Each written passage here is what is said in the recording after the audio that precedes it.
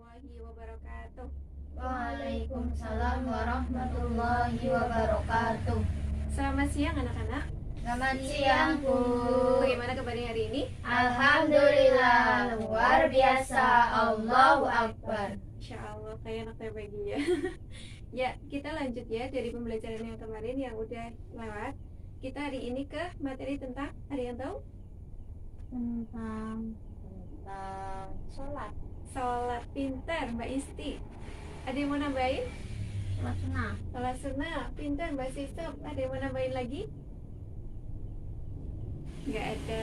Ya, materi hari ini itu adalah tentang sholat sunnah, baik yang secara berjamaah maupun secara, kebalikannya berjamaah adalah secara munfarid atau sendirian. Ya, sebelum nanti kita ke materi lebih dalam ya, teman-teman coba salah satu ibu tunjuk ya, suruh maju ke depan. Apa yang kalian dapat dari gambar ini?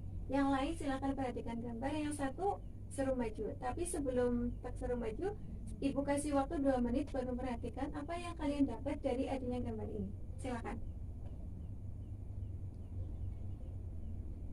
Ada 2 gambar di depan, bertuliskan sholat berjamaah, dan yang satunya itu bertuliskan sholat munfarid. Ya. Ya. 2 menit dari sekarang.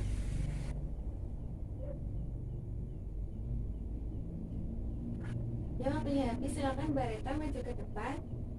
Apa yang Mbak Reta dapat dari adanya gambar ini? Ya, Bu. Jadi di sini kan ada 2 gambar. Yang sebelah sini ada gambar sholat berjamaah, di mana di sini pada gambar orang-orang ini melakukan sholat secara bersama-sama, dan di sini terdapat unsur imam dan makmum. Kemudian yang ini adalah orang sholat sendirian atau disebut sholat munfarid. Nah, untuk sholat munfarid ini tidak terdapat unsur makmum dan imam. Seperti itu. Tepuk tangan buat Mbak Reta. Ya, betul sekali ya apa yang disampaikan oleh Mbak Reta tadi, bahwa dari gambar ini kan bertuliskan sholat berjamaah ya, sholat berjamaah. Jadi sholat berjamaah itu gini, rame-rame, nggak sendirian ya. Kebalikannya ini sholat munfarid atau sendirian. Sholat berjamaah ya, dari gambar ini kita ambil pengertian bersama-sama. Sholat yang dikerjakan secara bersama-sama. Iya betul apa enggak? Bersama-sama. Betul. Ya. Yang terdiri dari imam. Imamnya mana? Ini ada imam. Ya, yang di belakangnya ada makmum. Jadi sholat berjamaah itu adalah sholat yang dikerjakan secara bersama-sama, yang terdiri dari imam dan makmum. Diulangi, sholat berjamaah adalah sholat yang dilakukan secara bersama-sama, yang terdapat unsur imam dan makmum. Iya, betul sekali. Tepuk tangan. Ya. Satu lagi ya, tadi sholat berjamaah udah, sekarang sholat munfarid. Sholat munfarid adalah sholat yang dikerjakan secara sendirian tanpa adanya unsur imam dan makmum. Coba diulangi. Sholat munfarid adalah sholat yang dikerjakan secara sendirian tanpa adanya unsur imam dan makmum. Ya, betul sekali. Tadi udah tahu ya tentang sholat berjamaah dan sholat sendirian. Sekarang kita ke sholat sunnah. Sebelum ke sholat sunnah, apa itu sunnah? Ibadah sunnah dan apa? Ya, Bu.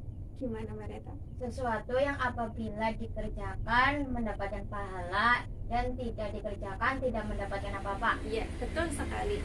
Jadi yang dimaksud dengan sunnah itu adalah sesuatu yang apabila dikerjakan akan mendapatkan pahala. Apabila tidak dikerjakan, dia tidak apa-apa, tidak berdosa. Tapi baiknya dilakukan apa enggak? Baiknya dilakukan.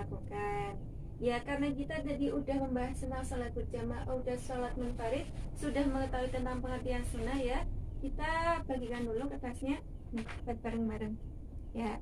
Jadi di sini itu kita akan pengertian dari sholat berjamaah tadi udah, sholat sunnah berjamaah tadi udah ya. Ya. Jadi sholat berjamaah dan sholat munfarid. Sholat sunnah berjamaah yang dilakukan secara berjamaah itu contohnya itu adalah sholat hari raya Idul Fitri. Apa? Sholat hari raya Idul Fitri. Yang kedua sholat hari raya Idul Adha. Yang ketiga sholat Khusuf. Yang keempat sholat Khusuf. bedanya Kalau kusuf gerhana matahari, kalau kusuf gerhana bulan. Terakhir sholat Istisqa ya, itu yang dikerjakan secara berjamaah. Jadi sholat sunnah yang dikerjakan secara berjamaah tadi ya, yang pertama itu adalah sholat Hari Raya Idul Fitri, dikerjakan pada tanggal 1 Syawal. Betul? Betul. Setelah kita melaksanakan ibadah puasa selama sebulan.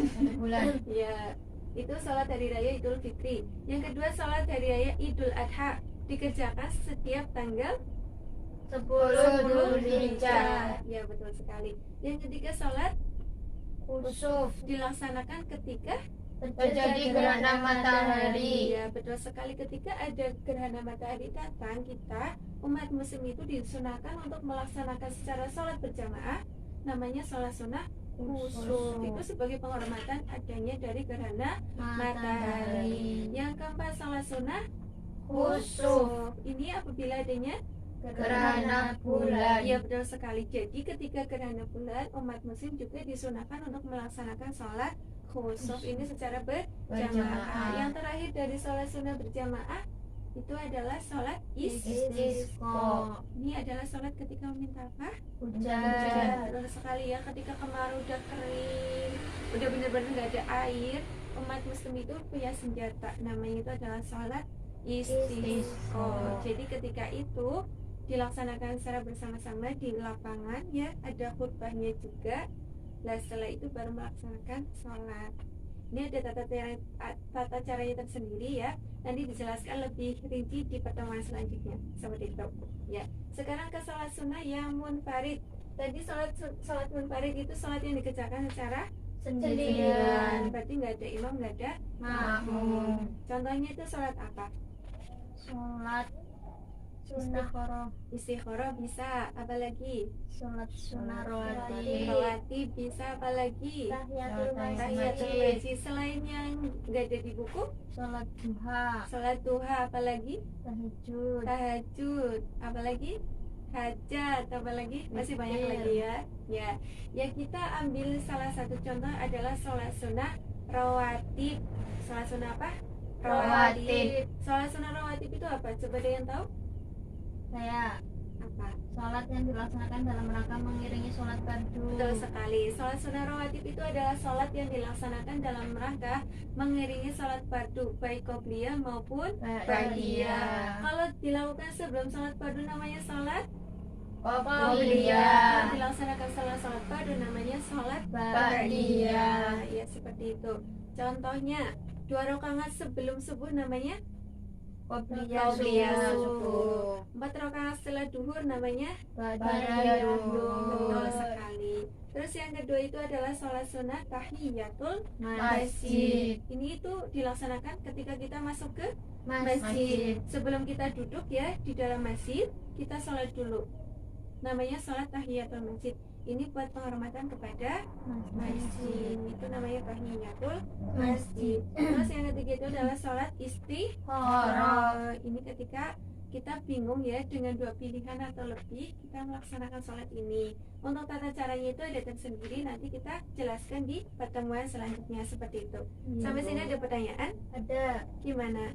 Aku mau tanya, kalau tadi kan sholat tahiyatul masjid dilakukan sebelum duduk. Kalau lupa duduk dulu, Berarti nanti ya boleh ya, pertanyaan Mbak Siswa bagus sekali. Jadi ketika kita udah duduk pengen sholat tahiyatul masjid kan nggak boleh duduk, tapi kita udah duduk berarti kita boleh dua rakaat sholat, tapi niatnya bukan tahiyatul masjid, namanya sholat mutlak seperti itu ya.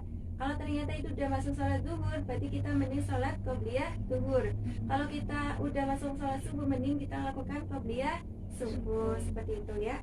Tapi ketika kita pengen ke masjid cuma pengen sholat, dilalah udah niat dari awal, pas sampai masjid lupa bahwa ternyata aku pengen niat tahiyatul masjid, sampai masjid malah duduk dulu ya. Nanti kita sholat tapi niatnya sholat mutlak, langsung lillahi ta'ala seperti itu.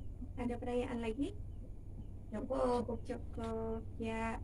Ya, sekian dari saya ya. Kurang dan lebihnya mohon maaf. Semoga bermanfaat. Wassalamualaikum warahmatullahi wabarakatuh. Waalaikumsalam warahmatullahi wabarakatuh.